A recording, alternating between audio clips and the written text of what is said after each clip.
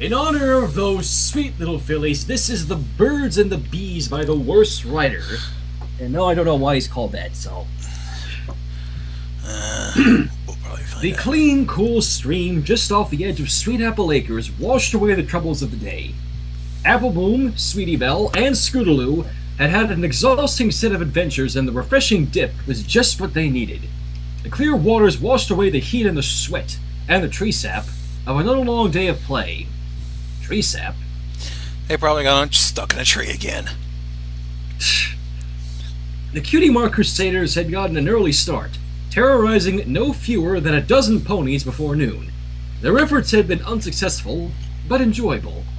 Scootaloo's stomach rumbled, and her friend's stomach soon followed. They hadn't eaten the quote-unquote food they had made around lunchtime. Something tells me they were not delectable. No, excuse me.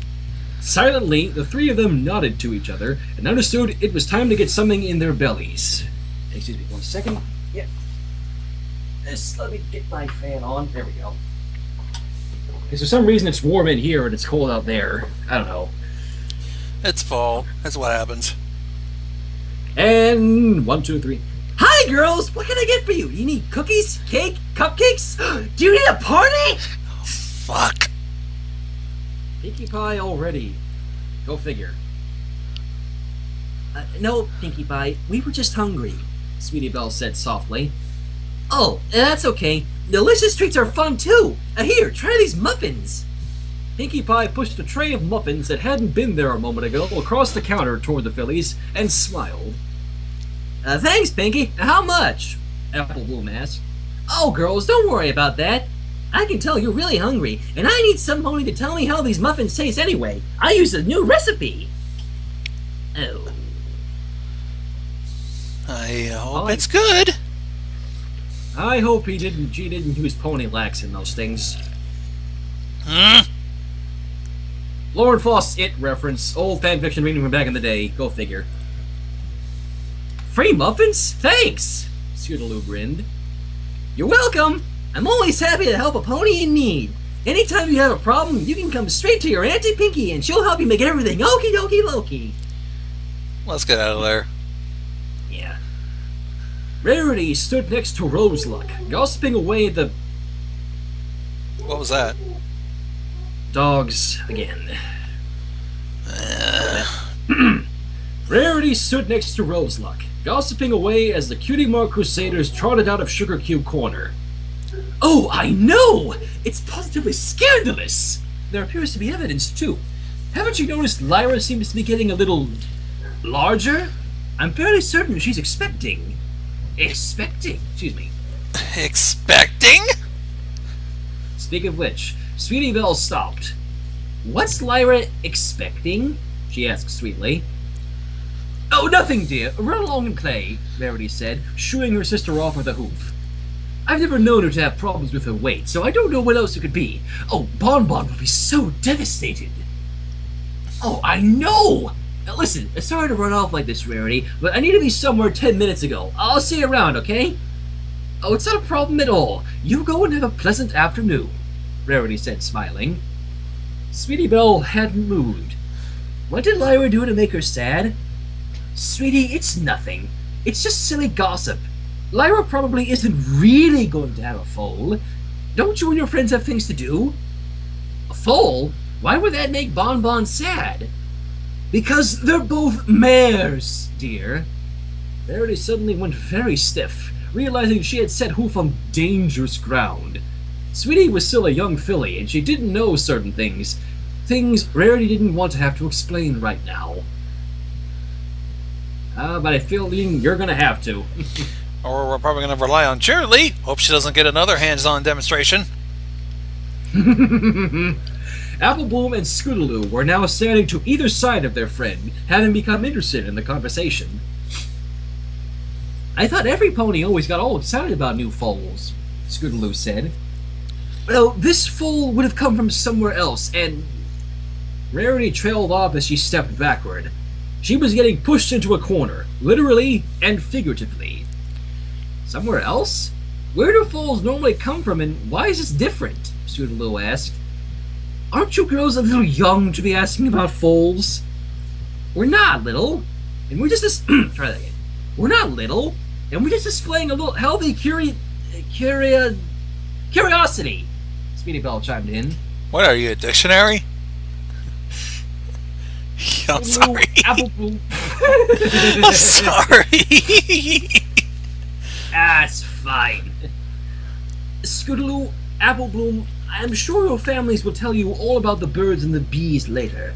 Sweetie Belle, what do birds and bees have to do with ponies? Apple Bloom asked. Oh, dear. You know, girls, this is a rather delicate topic. It's usually best for a young filly's parents to explain it to her, but only when she is ready. I just don't think that... Oh, come on, Rarity. Just because we don't have our cutie marks doesn't mean we're immature little foals.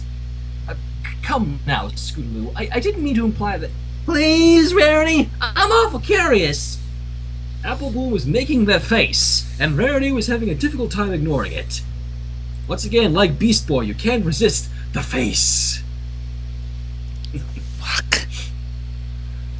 She would have to give them an answer, but she didn't feel comfortable giving her sister the talk just yet, much less two unrelated little ponies.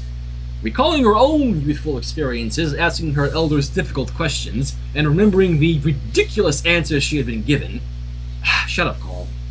Sorry, another Skype call was coming in. I had to disable that. Alright. From the top. Recalling her own youthful experiences, asking her elders difficult questions, and remembering the ridiculous answers she had been given, she decided there was no harm in stretching the truth a little and leaving out some details. Very well then. You want to know where foals come from? Sit, and I shall tell you all about both the birds and the bees. Oh boy. How about we fast forward to something else? Yes. There was a rapid and insistent knocking on the library door. Twilight Sparkle pulled her muzzle out of the book she had been reading and glanced up the stairs. She quickly shook her head and trotted over to answer the door. Spike, please hurry and get Oh, perfect. We were just looking for you, Twilight. Apple Bloom rushed inside, followed by Sweetie Belle and Scootaloo, both of whom were struggling to carry large burlap sacks that were twitching and writhing. This is not good. I'm almost afraid to wonder what exactly is in those bags, but I guess we're going to find out. Oh, hello, girls. What can I help you with? And what's in the bags? Oh, well, you see, Twilight, we was hoping we could get some help with a spell. I'd be glad to help, but, your bags are moving. Don't you worry about none of that. Try that again. Don't you worry none about that. These here are ingredients. Moving on. Twilight had a worried look on her face and then glanced upstairs again. Spike's been feeling a little under the weather, but maybe we should get him to help us with this. It looks like you girls have got your hooves full just holding on to the, spell components. I'm sure actually utilizing them will be at least as difficult, if not more. Just wait here and I'll be right back. Each of the Cutie Mark Crusaders beamed a wide smile as the Lavender Unicorn ascended the stairs. Okay, so this is... Oh, I forgot to mention, this is before Twilicorn, just for the record. Right, or whatever. Think she can do it by herself? My sister said it takes 2 ponies. Of course she can! Rarity said it was a special kind of magic, and Twilight is like the most magical unicorn in Ponyville. She's practically the Rainbow Dash of magic. Okay. What logic? I wouldn't worry about it. Well, if even half the stories my sister tells me are true, she can definitely handle it.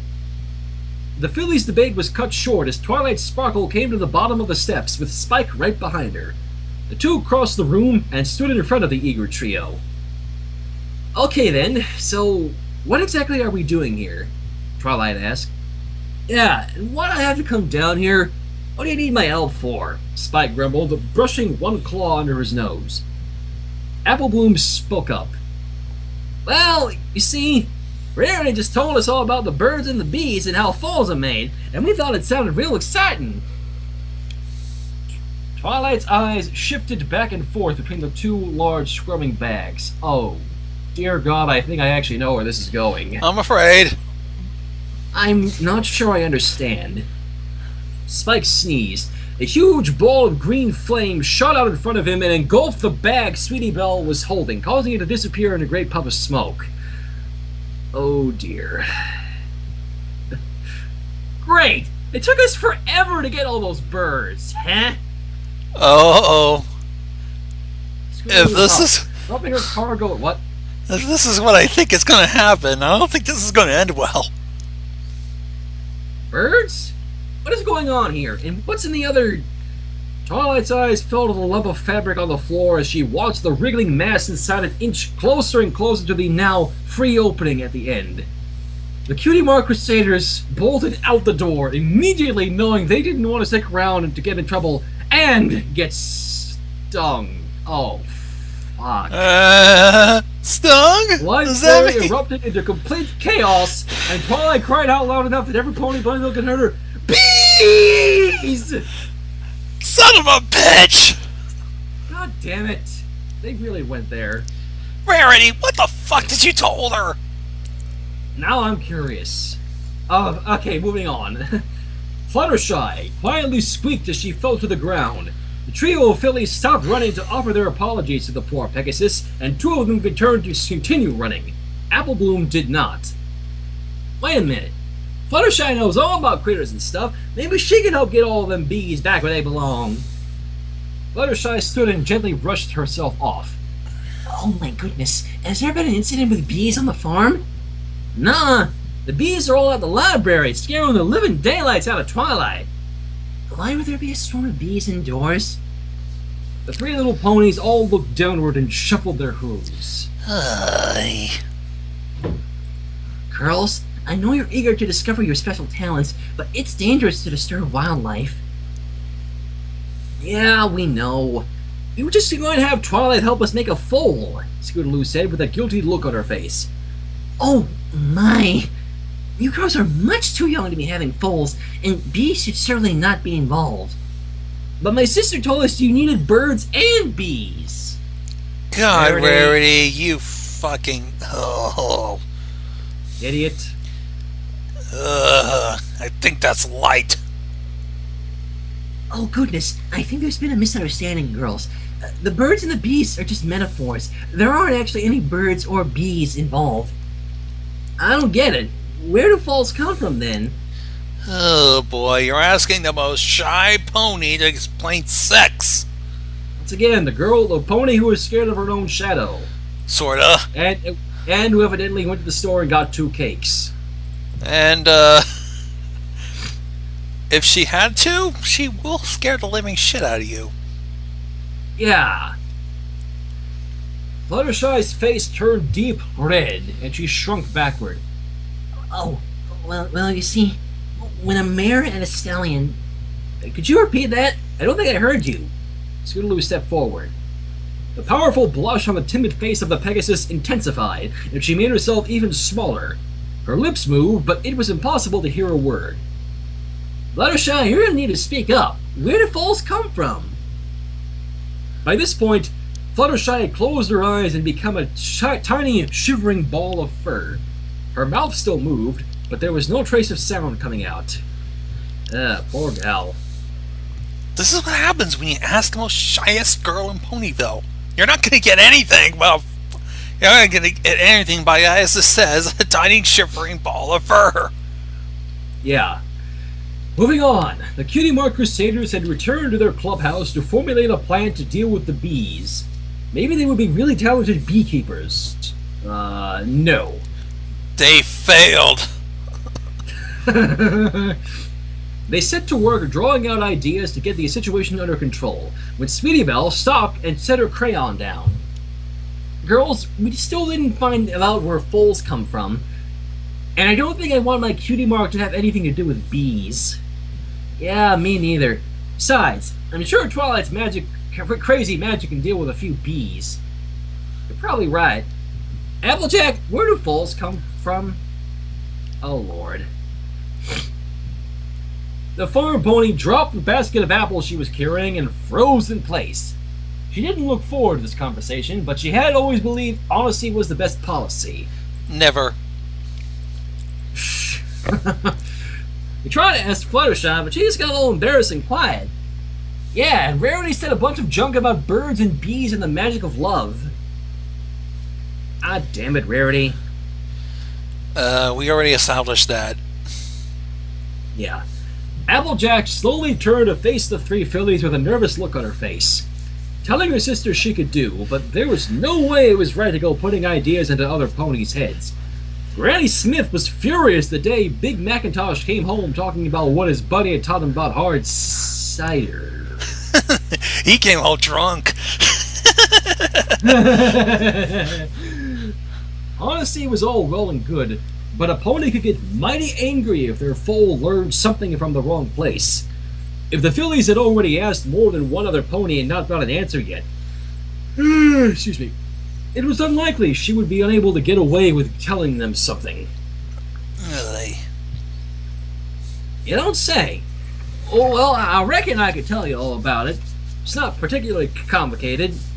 Well, when two ponies love each other very much, and they decide they want to have a foal together, they write a letter to the princess asking if they could please have one.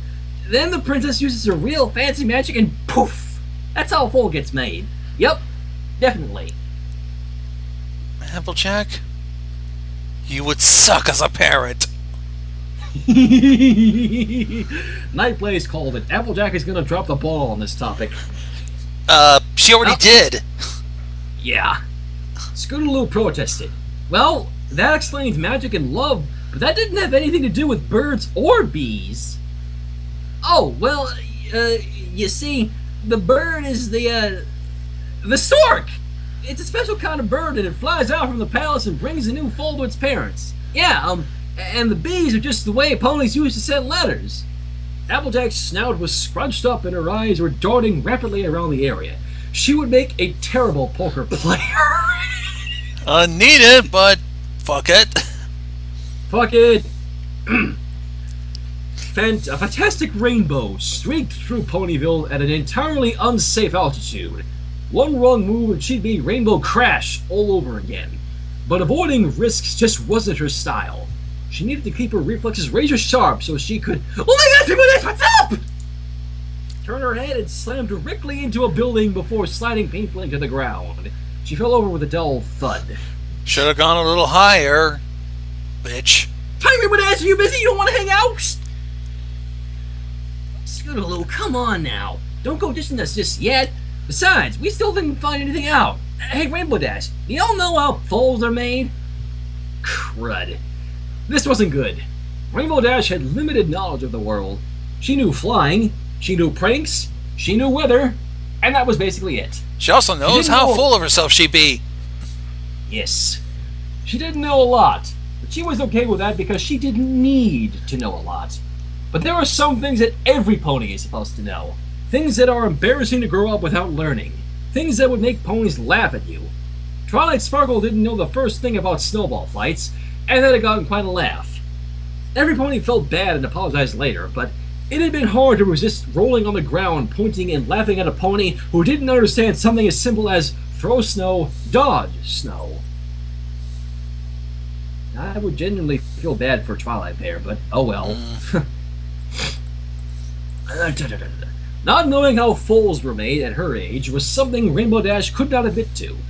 The embarrassment would be too much. She needed to slide out of the situation as smoothly as possible without revealing her ignorance. Her head hurt a little from the crash earlier, and she was having a hard time coming up with a decent way to excuse herself for immediately flying away. She would need to have something important to go take care of, something that was believable and didn't damage her image. The perfect idea came to her, an excuse that not only didn't spill her secret, but that actually reinforced the opposite idea. She was totally an expert. And she said... Sorry, Squirts, but I gotta fly. I'm actually off on my way to go make a fall right now. Later! Expert. Talk about dropping the ball. Y'all think Twilight's taking care of the bees yet? We've asked just about every pony else, and we ain't any closer to a good answer. She'll definitely know, but she might be kind of mad at us, said Scootaloo. Mad is an understatement. Pissed would be more like it. Yes. Apple Bloom and... excuse me. Maybe we should go apologize, and then if she forgives us, we can ask her, replied Sweetie Belle. Apple Bloom and Scootaloo nodded at this, and the three fillies cantered back toward the library. When they got there, they noticed the front door was missing. Apple Bloom gingerly stepped inside and saw a purple unicorn covered in small red lumps sitting in a corner. Floating above her was a glowing ball making a terrible buzzing noise. Pinky? She asked. Twilight, are you okay? Oh, it's you. Yes, Apple Bloom, I'm fine. Mostly. I just need to stay here and concentrate on keeping the horrible little demons in place until Pinkie comes back. She said she could help me get rid of them. Pinkie Pie looking to help get rid of bees. I hope she knows what she's doing. It's Pinkie Pie, don't question it. Fuck. How about we That- just go on? Yeah, why not? Let's see. Scootaloo came inside and sat next to Apple Bloom. We're sorry about the bees. Twilight sighed. It's okay, girls. Just please don't bring any bees anywhere near me ever again. Now, I believe you three have some very misguided ideas about where foals come from. And I know I have some books here that can explain everything to you. They should be on that shelf over there, she said, pointing a hoof to one side. A poofy pink pony bounced in through the doorway, carrying a jar full of peanuts and a goose on her back. Fuck it! We should be able to get rid of the bees with these! A goose in a jar full of peanuts. How? Don't question it. It's probably not worth it. It's Pinkie Pie. That's good. The bees will go away, we'll get our questions answered, and Rainbow Dash will have her foal. Speaking of which, Pinkie dropped the jar on the goose, jumping up into the air with a gasp. Rainbow Dash is having a foal? I need to go play the Pony Star Tour. I'll come back later. Bye! Oh. And The glass jar shattered on the floor, scattering peanuts everywhere and causing Twilight to lose her concentration. The Cutie Mark Crusaders fled the scene once more as Twilight's screaming and the buzzing of the bees were joined by the sound of a madly honking goose. fucking Oh, shit. seriously, I think this writer hates Twilight. Wouldn't be surprised. Sugar Cube Corner was more decorated than it had ever been in months. Countless streamers and curled-up banners hung from every available surface, and every table had a beautiful triple-layered cake in the middle. No expense would be spared for an occasion this special. Applejack and Fluttershy and Rarity had all showed up promptly, and Pinkie Pie could hardly contain her excitement. Sadly, Twilight wasn't able to make it. She was at a local clinic for some sort of minor allergic reaction that ended up becoming serious from exposure to large doses. So apparently Twilight is allergic to bee venom. Well, when she's stung multiple times, how'd you expect? Dash was supposed to show up last so every pony could surprise her. She'll be showing up any minute now. Right on cue, Rainbow Dash stopped in the doorframe, staring into the darkness. All at once, the lights came on and the banners unfurled. Surprise! Dash stared at the banners hanging around the room, her jaw brushing against the floor. So, darling, you simply must tell me who the Lucky Stallion is. How long have you two been seeing each other? Why haven't you told any of us about him? Is it some pony we know? Are you embarrassed about who it is? Oh, we have so much to discuss! Fluttershy blushed lightly and smiled. I am very happy for you, Rainbow Dash. Applejack quietly brought her face right next to the Cyan Pegasus. Her expression was cold. If you hurt my brother, I will end you. Where did she get that idea? Speaking of which, Big Macintosh? I barely ever said 2 words to him. Applejack let out a long, whistling sigh. Whew, that sure is a load off. I just assume, what with you spending so much time near the farm, I'm not sorry for thinking you would do such a thing without telling me. Do what? Listen, Applejack, Pinky, Rarity, Fluttershy, I don't know what's going on here. This is all just a big misunderstanding. A still somewhat lumpy Twilight Sparkle trotted inside, followed by the Cutie Mark Crusaders. Yes, it is. And it's about time we clear this all up. There will be no more confused little fillies, no more rumors about who's expecting a foal, and no more bees. Let's Twilight hope. What? Let's hope. Twilight slowly plodded to the center of the room.